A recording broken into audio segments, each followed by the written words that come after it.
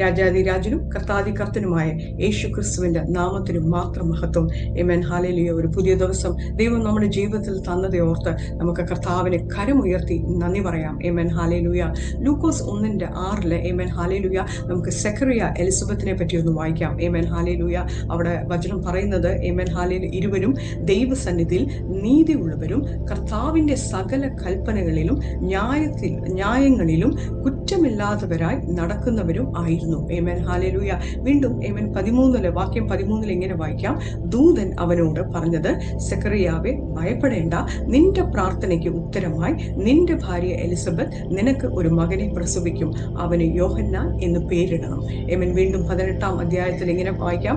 സെക്കറിയാവ് ദൂതനോട്, ഇത് ഞാൻ എങ്ങനെ അറിയും?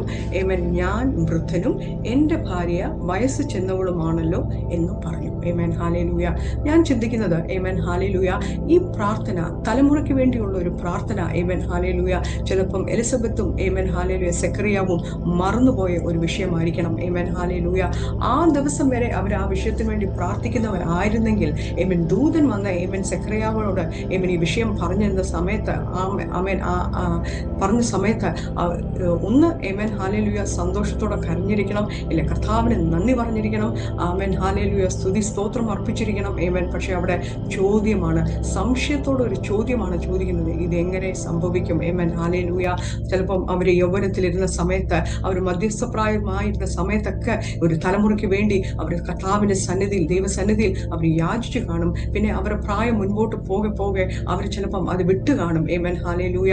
എങ്കിലും ആമേൻ. ഹല്ലേലൂയ സെക്കറിയാവിന്റെ പേരിന്റെ അർത്ഥം ദൈവം ഓർക്കുന്നു. ആമേൻ. ഹല്ലേലൂയ. ഹല്ലേലൂയ. ആമേൻ. ഹല്ലേലൂയ. സെക്കറിയാവ് മറന്നാലും എലിസബത്ത് മറന്നാലും ആമേൻ. ഹല്ലേലൂയ മറക്കാത്ത ഒരു ദൈവമുണ്ട്. ആമേൻ. ഹല്ലേലൂയ. എന്തുകൊണ്ട്? ആ പ്രാർത്ഥന ഉയർന്നത് കൃപാസനത്തിലേക്കാണ്. ആമേൻ. ഹല്ലേലൂയ.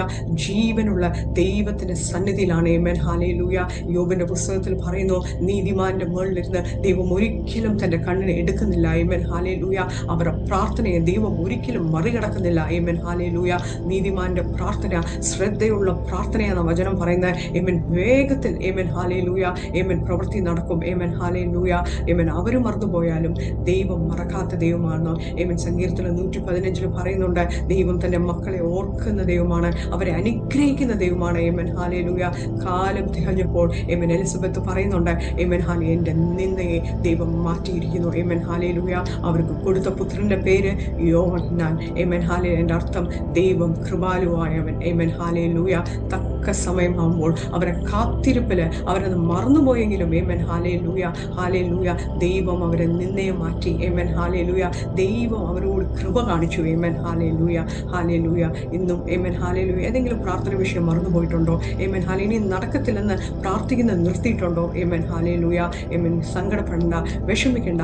ആമേൻ. അത് ഓർക്കുന്ന ഒരു ദൈവമുണ്ട്. ആമേൻ. ഹല്ലേലൂയ. തക്ക സമയമാകുമ്പോൾ ആമേൻ, അതൊരു പോയിന്റ് ടൈം. ആമേൻ. ഹല്ലേലൂയ.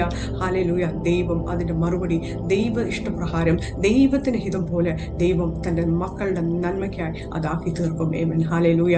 ഈ വചനത്താൽ ദൈവം